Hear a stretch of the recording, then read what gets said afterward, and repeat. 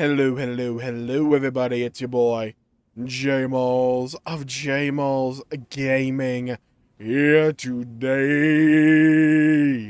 with my thoughts on Xenoblade Chronicles 2. So I tried to make this video a couple days ago. By the way, fun fact here, a little funny story for you all. I tried to make this video a couple days ago, right? I'm sitting here in my chair, got some bullet points with my overall thoughts here. And when I started recording the video, it kind of just changed into the video that it became, what Xenoblade Chronicles 2 means to me. Link in the description. But today, I want to talk about the game as a whole, and just talk about, overall, what my thoughts on the game are, because there's a lot positive, and there's some negative. It's probably the most polarizing Xenoblade Chronicles game, in my opinion, easily so. I think even if you adore Xenoblade Chronicles 2 and it's your favorite game in the series, like it is for me, you can admit that this game is very polarizing. In terms of tone, it was a stark departure from its earlier predecessor with Xenoblade Chronicles 1. It had far more, typical anime humor to it. It relied on a different method of storytelling than Xenoblade Chronicles 1, and that's what I want to talk about with this video primarily in terms of the strengths. Because what Xenoblade Chronicles 1 did was that it subverted your expectations very early on. A person I'm in a Discord with actually clued me into this whole kind of phenomenon a little bit ago, like a few months ago, and it kind of stuck with me. And it became one of my favorite aspects of Xenoblade storytelling. With Xenoblade 1, it kind of subverts your expectations very early on, right? You know what? Screw it. I'm going full spoilers. In Xenoblade 1, Fiora dies early on. You don't really expect that to happen. It subverts your expectations very early on in the process. And it just kind of bangs on that idea of toying with your emotions and what you expect the game to do throughout the rest of the game. And that's one way to do it. But Xenoblade 2 did something different. It went for the haymaker, right? With Xenoblade 2, what they did was they deliberately used more typical tropes, very anime-inspired jokes and execution for a lot of things. Even the overall aesthetic is far more traditional anime than Xenoblade 1. Now, some may see that as a negative, but what it did, though, was that it lulled you into a false sense of security for quite a long time. And then what the game does is that it rips the rug right out from under you and just repeatedly pounds your emotional heart over and over and over again until you realize, wait a minute, this isn't the beginning of Xenoblade 2 anymore. Things have fundamentally changed. The approach in storytelling is fundamentally different. The tone is different.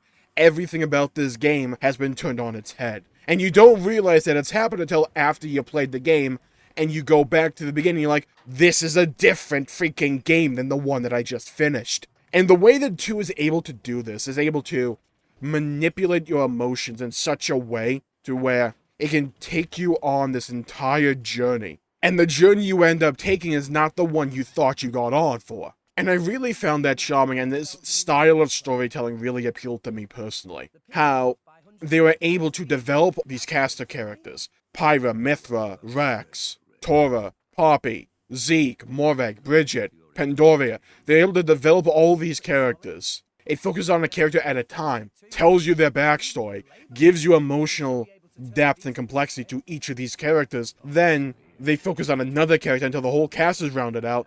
Then, once you have everybody's development and you care about all these characters, they all stick around for the rest of the journey. So every member of your party, you have this emotional resonance with. You care about them, you want to see them succeed, you want to see them overcome their demons of the past. And this includes the antagonists as well, Jin and Malus being prime examples. Same thing with Amalthus. At least for them, you're more slowly introduced to their backstory, given more emotional complexity, more depth to them, and realize things in this world aren't as one-dimensional as they made you think they were going to be at the very start. It's almost like Xenoblade's whole repertoire of storytelling gets more honed and refined as time goes on, and you don't realize that it's getting honed and refined. It's just taking you along this journey. You can even see this with Rex's voice actor, at least in English. How at the very beginning of the game, and you take that Rex, you compare his voice acting skills and his repertoire, if you catch my drift, to the very end of the game, they feel night and day. And maybe that's just the voice actor getting better, more used to the role as the game goes on, but it's honestly an allegory for the game itself. And don't get me wrong, I still love the beginning of Xenoblade 2. Don't get me wrong, I feel that it sets up various plot points expertly. introduces characters when you need them. It has extremely good pacing to it. And despite having this larger-than-life world filled with massive, colossal titans that everybody lives on, it's a character-driven story, kind of like Xenoblade 1. So it still has those roots of being in this massively fantastical world with beautiful environments, a wonderful soundtrack that just engulfs you, wraps you up like a quilt on a cold winter's day. And it's still able to tell a character-driven story because these characters are that well written, that well developed as time goes on. You care about these characters, you care about seeing these characters interact with each other. You care about seeing these characters grow before you. And then, what a lot of games have an issue with, is what they do is, they'll develop a character, finish that character's arc, and then they'll kill them off, or kill them off, for an emotional reaction from the player. And for me, a lot of the times, that just feels cheap and unsatisfying. But with Xenoblade 2, sorry, I just bashed my microphone there. What Xenoblade 2 does is something that a lot of games that have really good stories tend to do for me. Is they'll introduce a character, develop that character, give them an entire arc, and then at the end of it, they'll stick around. They'll still be an integral part of the story and of other characters' development. They might use the development that they learned in their own stories to help other characters along with theirs. They work together, they synergize off of each other. It makes the game feel cohesive. They make these characters feel like an actual cast of characters, a cast of well-developed characters, instead of individual tools in the kit. Individual characters to be slotted in whenever the developers need them. They don't feel like that in Xenoblade 2. They feel more natural. They're allowed to spread their wings and really shine. But now if we want to get more into the mechanical nitty-gritty of Xenoblade 2, there are various other systems at play within Xenoblade 2 that I've come to love. I think the side quest system overall is a massive step in the right direction for the franchise compared to Xenoblade 1. Whereas Xenoblade 1 had a really interesting affinity system with multiple interlocking relationships that you could help change and grow over time. What Xenoblade 2 gets right is the execution of those side quests. Because in Xenoblade 1, yes, the overall system was cool, but how did you acquire that affinity? A lot of very repetitive and boring, in my opinion, side quests that kind of devolve to either collect quests or kill quests. Stuff you expect to find when you're leveling up in an MMORPG. But with Xenoblade 2, they take the opportunity to use fewer side quests, but have each of these side quests as a whole feel more impactful. There's still some filler ones, there's some there that are just there for filler, XP, or just fun. But the ratio between very meaningful quests that are used for development of characters of the world at large, to make you care about these locations, to flesh out the relationships in those locations, or for side quests or that are meant to develop characters specifically, whether they be main characters, blades, or side characters. The ratio of those types of quests and those filler quests feels way better to me than in Xenoblade 1, because most of those quests were filler, in my opinion, with Xenoblade 1, not in 2. A lot of them in 2 I find to be interesting, or at least fun. It also helps that you get a lot more voice acting in 2, so the personalities of those voice actors are able to be injected to a lot of these side quests. And look, we'll talk some more about the blade system later on, but I love the blades as a whole, and I love the quests we get with the blades. There's so many interesting stories in here. A lot of really funny or emotional character development that we get in these side quests that I feel adds to the overall product. Honestly, one of my favorite heart-to-hearts and quest chains in the entire game is Dagus's. Just trying to find his lost empire, if it even existed. This king without a kingdom. And watch him come to terms with all that he's experienced. I thought that was really good for the game. Having a bunch more side quests like that, I thought it just made the game overall better. Also, I'm not gonna lie, I found the humor in Xenoblade 2 to be right up my alley. I laughed at a lot of the jokes. I found it funny. I found it humorous. I found it charming. There's a reason Xenoblade 2 is one of my favorite games of all time. It kind of appeals to me in a lot of different ways in that regard. And if we just want to talk about the combat, oh my god, I love the elemental orb system. This addition into the overall formula for Xenoblade 2, and I mean Xenoblade as a whole, was so welcome in my opinion, because what it did was it created this synergy between the chain attack system and the rest of the combat, where most of the time you're doing these elemental chain reactions, these combos, to get up different elements on an enemy. But also by doing that, you can apply different effects like seal reinforcements and stuff like that. Stuff that's actually beneficial in combat. So you're balancing all this out alongside your party composition with what elements and what blades you want to slot in. You're doing all of that, and then that's all building to this crescendo that is the chain attack system, where you use your full party gauge, and you can try and pop all of these elemental orbs you just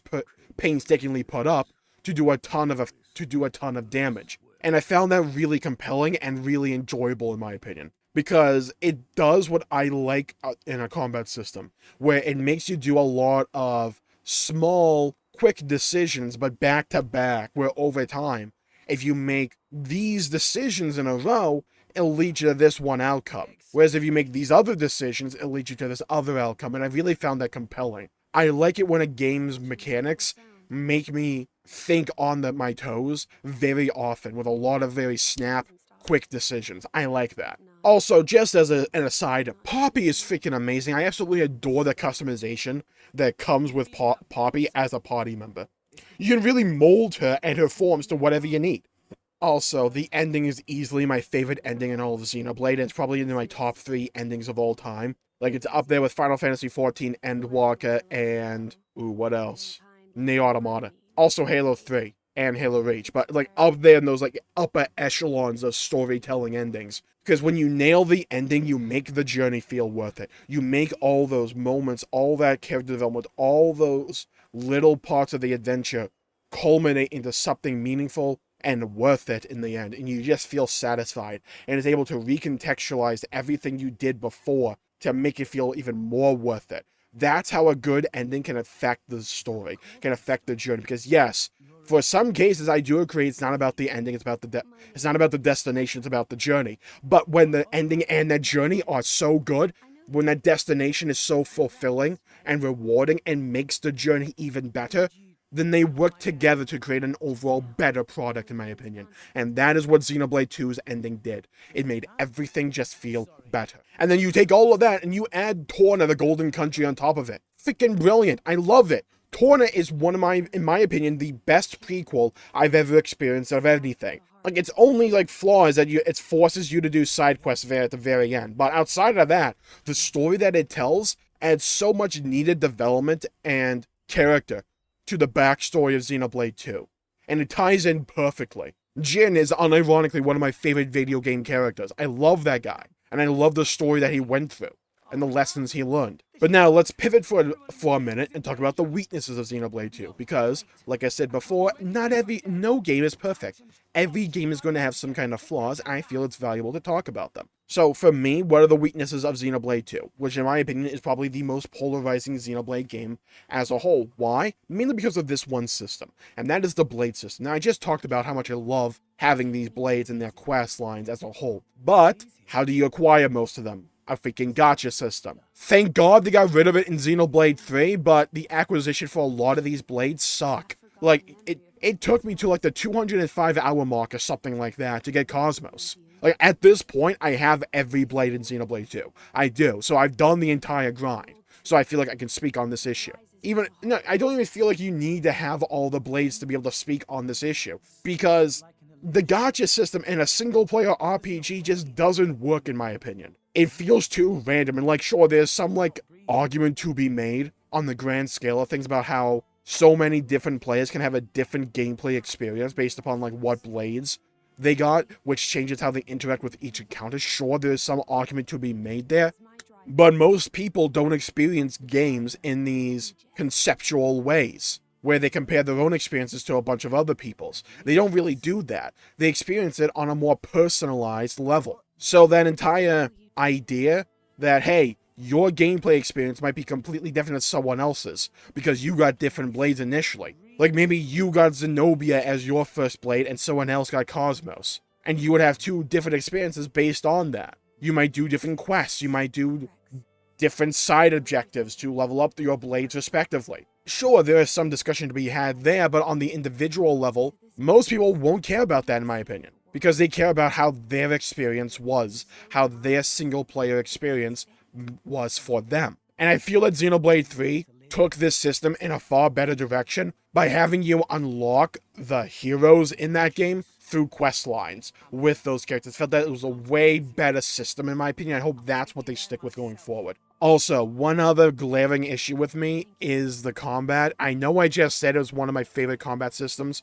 It's actually my favorite combat system in any Xenoblade game. It does take way too long to get going, though. Like, it takes an awful long time for you to get, like, all the mechanics to make it work. Like, I know Numa is not, like, meta or anything, but unless you have all of your blades at, like, S+ rank, Numa's really freaking powerful. It can make a lot of those later on chain attacks and fights way different just by her inclusion. I also think she's just a fun mechanic to have. And I feel like they just took way too long to introduce all the core systems and core ideas of Xenoblade 2's combat. I felt they had a far better pace of it with Xenoblade 3. And we're going to talk about that in overall when we get to Xenoblade 3's video. But Xenoblade 2 just has some decisions that leave me scratching my head in terms of, like, why did you do this? Because the answer feels kind of obvious to me. And you can also make the argument that there were too many tutorials in this game. Whenever I watch someone else play Xenoblade 2, it always feels like there's a tutorial that pops up every half second. I don't think you need to hold the player's hand that much.